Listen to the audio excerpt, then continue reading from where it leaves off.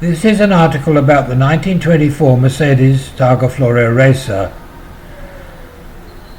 Back in 2025, an article appeared in Classic and Sports Car magazine entitled Mercedes Racer Back on Display, which explained that the 1924 Mercedes racer that won the Targa Florio was on display at the Mercedes facility at Brooklands racetrack. It was interesting but lacked much detail. I can now correct this by adding the following information.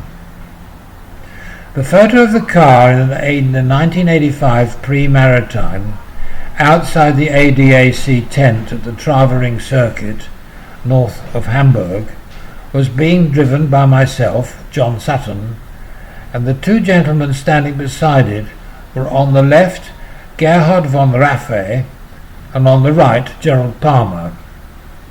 Von Raffe was the Porsche dealer for the whole of North Germany, and Gerald Palmer was the owner of the Mercedes. I had just won the premier race and was presented with a lovely silver salver with the effigies of Daimler and Benz in the base. Of course, the 1924 car was a Mercedes, because Daimler and Benz were not united until 1925, and the car was redesigned by Dr. Ferdinand Porsche following the disastrous performance of the 1923 car at Indianapolis.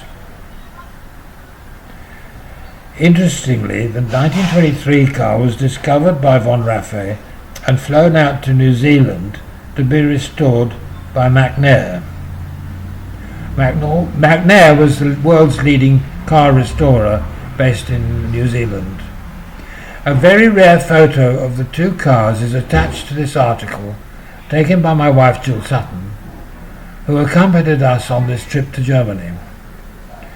The race was interesting because on the second lap the throttle jammed wide open, which meant that the supercharger was permanently engaged, and this doubled the horsepower of the 2-litre engine to about 130 horsepower. The original design was arranged for the supercharger to be engaged on a kickdown of full throttle. I subsequently found out that the second owner of the car, Raymond Mays, had also run the car for hill climbs with the supercharger fully engaged. I very soon found the ignition switch and turned the engine off, but quickly thought that about 30,000 people who had come to see the car in action, not to mention the numbers who were watching on television. So as I negotiated the corner, I switched the ignition on again and completed the race driving with one hand and switching the ignition on and off at the appropriate moments.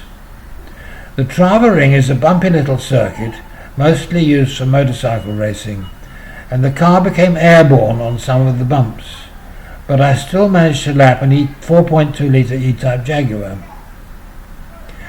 It is worth noting that Gerald Palmer was my chief engineer at Vauxhall Motors, and the Mercedes had caused us to think of how one might build an engine. It had twin overhead camshafts, but the interesting part to my mind was that the cylinder block and head were made of sheet steel welded together as a unit. This made the car very light, and the thermal distribution could be accurately controlled. Of course, all this was done because the Germans were forbidden to build aircraft engines under the Treaty of Versailles, which was signed after the First World War. Of course, Gerald had a very distinguished career as an automobile designer, having designed the Javelin and the Riley Pathfinder, just to mention two. But I have to say that he was not a very good mechanic. However, we did race the Mercedes in England, and I won races at Silverstone and competed at Prescott Hill Climb, of which photos are attached. I plan to write another article giving details of his achievements. Thank you very much.